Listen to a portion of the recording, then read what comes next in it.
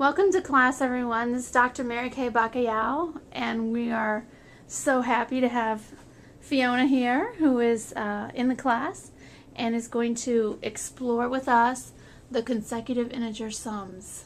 Tell us what you found out so far. Yeah, I was working on this spreadsheet, and I noticed that when you look at all the numbers, they're going up by 1.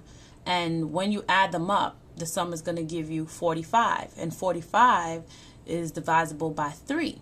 So I tried it again, and let's try another number. Let's try the lower number, 5. And then you press enter.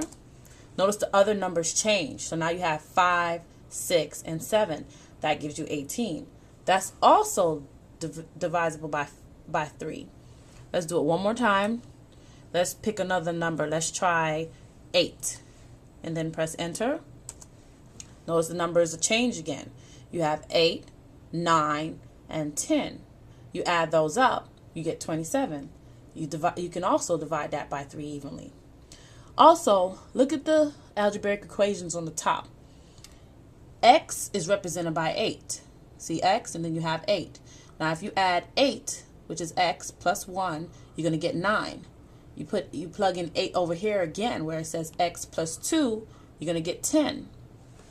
Plug in 8 over here, which will be 3 times 8 plus 3, that's 27.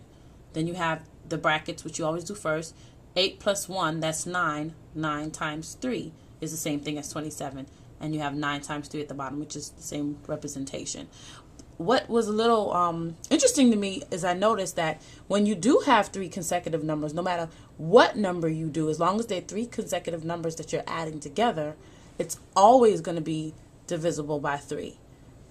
And I wanted to know, how do you show that to a student using manipulative? So Dr. Mary Kay was going to give you an example how you would represent that through manipulative. Okay, so Fiona, we got out these blocks and we set them up with 4 blocks, 5 blocks, and 6 blocks. These are all consecutive numbers. So when we see them like this, we can look and we can say, well, what can I do to show how these are all added when added together would be divisible by 3? So what I'm going to do is I'm going to take this block that goes with the 6 and I'm going to put it over here with the 4.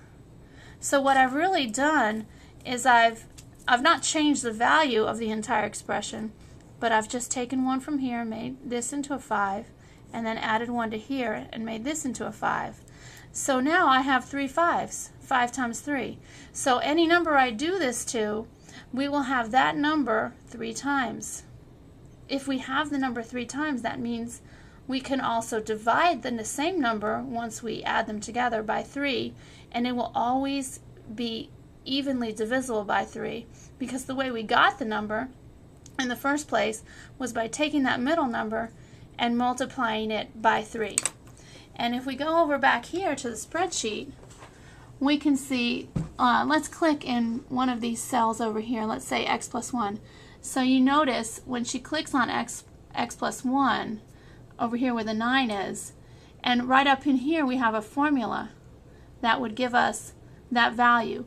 And so when we look and we see those formulas can translate into something as easy to understand as these manipulatives, our kids will most likely be able to understand why the consecutive integer sum always works. And thank you very much, Fiona. And I know Fiona has to get going now because she has a baby at home, and she has a 5-year-old. So thank you very much for coming in and helping us with the consecutive integer sums. And we hope to see you next time. Bye-bye now. Bye-bye.